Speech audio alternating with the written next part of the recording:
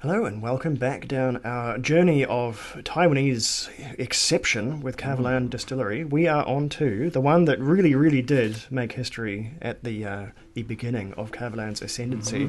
It is the Vino Barrique, as it was called back in the day. What are they calling it now? This sample is the wine oak. Oh, okay, so they've just switched languages back to English. That's fine. If you buy it, it says the Kavalan Solis, so the full cask strength, it is still Vino Barrique.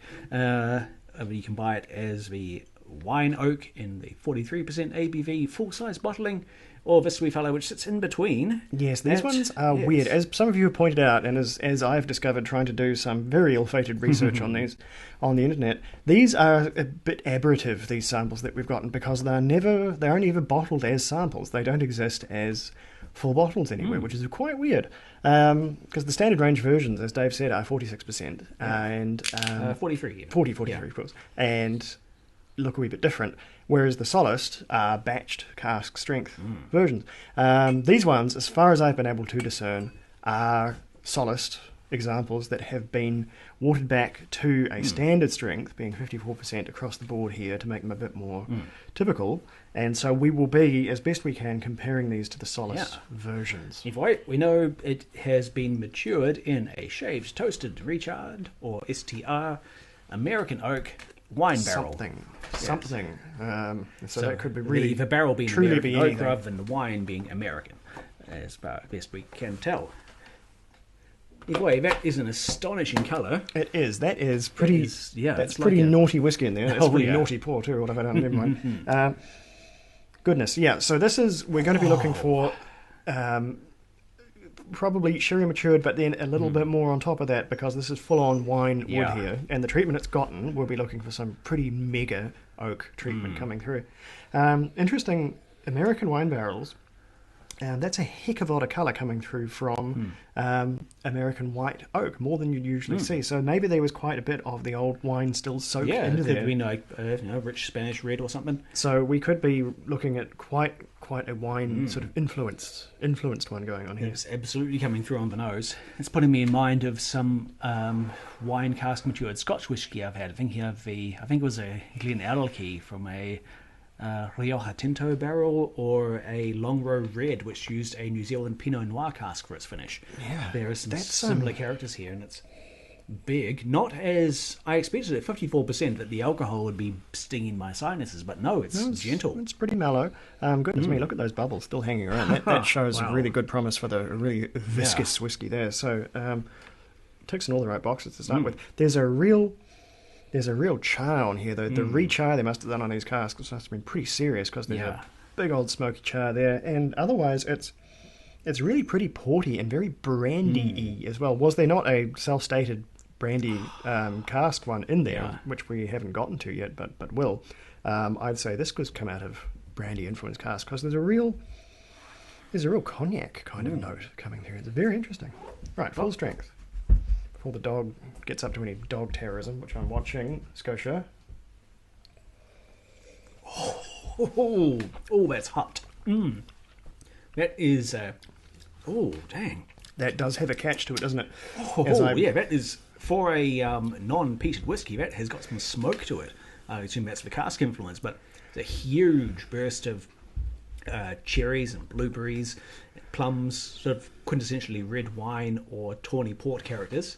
Yeah. Hello, Scotia. As much as it's at 54% undiluted, it's right below the red line for my palate in terms of being able to maintain my olfactory composure and actually pick tasting notes out. But I think there is really something quite potently flavoursome in this full strength drop. There's marzipan in spades.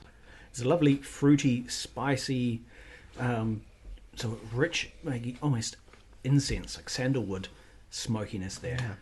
Strawberry compote as well. If I hadn't known, I would have potentially been tricked into thinking this was a port matured whiskey. It has, except for the chocolate, there's not a lot of chocolate going on. It has quite a few of the hallmarks of that particular drink. What an amazing amount of concentration. Really well-baked fruit pie with a rich fruity filling, and the pastry just starting to go dark brown, just not quite burned. That sort of crispy, slightly caramelized.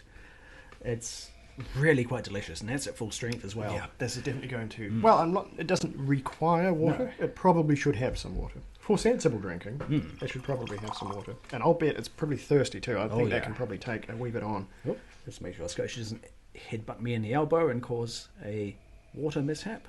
There we go. How's that? It's clouding already, so that's a good sign. As if they had any reason to chill filter it at that strength.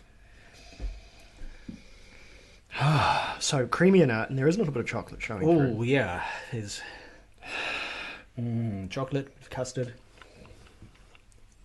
There's a bit of a berry smoothie aspect to this now. It really is quite plums and blackberries, lactose creamy. How interesting! This is, of all the whiskies we've tasted in a real little while here, this one is astonishingly cask driven. Yeah. It's such a big flavour as well. There's no sort of having to reach or go deep and wait for subtle nuances to seep through. It's a full-on impact on the senses. For everything else this whiskey is, it would not know subtlety if it lunged at it in the street. This is really something. This is probably over-casked. The cask is... Scotia, for goodness sake, we're not doing that one yet. Hang on, the dog is about to drink our whiskey for us. Crisis averted. Apologies for technical difficulties. We had to stop a dog from trying to preemptively open a box of exquisite whiskey miniatures. That's what's good, but no, the land shark has been placated for now, so... completely forgetting where I was. I think I was saying that... the cask, perhaps overcast. Was one to be 100% critical, or, to try and poke holes in this whiskey, you'd say, man, the cask is at least on the road to going flat out of control on this dram. And I think it is. I think this was sort of the last year you wanted to bottle this. Sort of made the right call there, because holy moly. Yeah. I could speculate as to the type of cask, port, yada yada, whatever. I would have never in a million years been able to guess that this being Kavalan, because the spirit is spirit's over here somewhere. The spirit is off in the kitchen making savoury pies while the party is raging in the cask, which is its own perfectly legitimate experience. If anything, I would have assumed a peated element to this. It is the smokiest I've had from an unpeated whiskey possibly ever. Yeah, that's there's very, very heavy char on these remade or refurbished anyway casks. Yeah. So, yeah, an experience to be sure. And as I said, not a particularly subtle one, but it all kind of depends what whiskey you're into. If you're looking to plumb the depths of a spirit character, or are looking for something with, God forbid, balance or things like that, this is probably not the whiskey for you. If you are looking for a mad lad of a cask-influenced whiskey, then that is very much should be in your sights.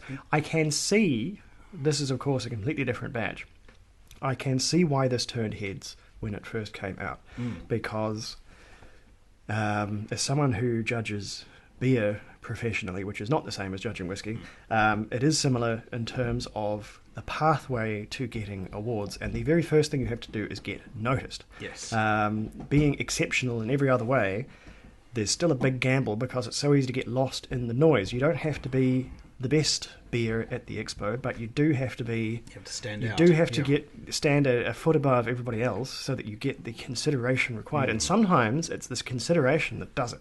Sometimes it's the more discussion, the more eyes on, the more active judging involved. Things will get talked up into the stratosphere, and that's all it takes. Whereas something being quietly excellent just doesn't make the cut because it just does not get the consideration. This one, there is no environment where this does not get noticed. It is a charismatic and bombastic whiskey. It will just kind of steal the show at any party it walks into, if I can mix some metaphors a little. And it did. It really, really did. I don't have the stock of the Kavalan Vino Barriques sort of opening salvo onto the world of whiskey awards, but it was unprecedented. It was unprecedented, and it basically overnight turned Kavalan from a Taiwanese obscure distillery into the hottest thing on the block. Oh, yeah. And it is still yet to cool off. And a very quick look at pricing shows that the 43% bottling of the wine oak, 700 mils, 43%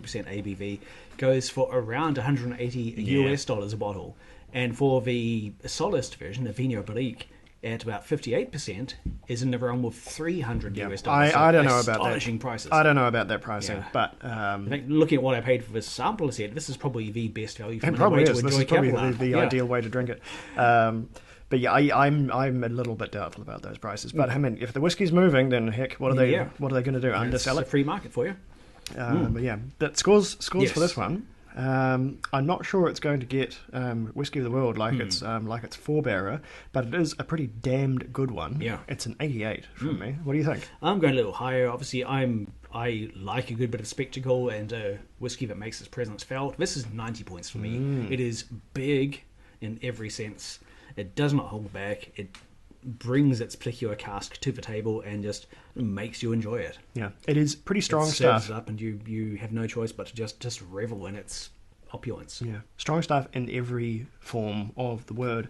And if that's your thing, then this is very much a whiskey. If you can find it affordably, no one should be breaking the bank to find these ones because there's plenty of other opportunities out there. Then yeah, definitely one to check out. Yes. So this makes me, if this is the wine finish, I'm ready to get my wowzer trousers on for the brandy oak finish because that really could be something. Yeah, that's going to be our quite final intriguing. So dive. anyway, well, we'll stay on the Kavalan hype train, and we'll be back with another one. Choo choo.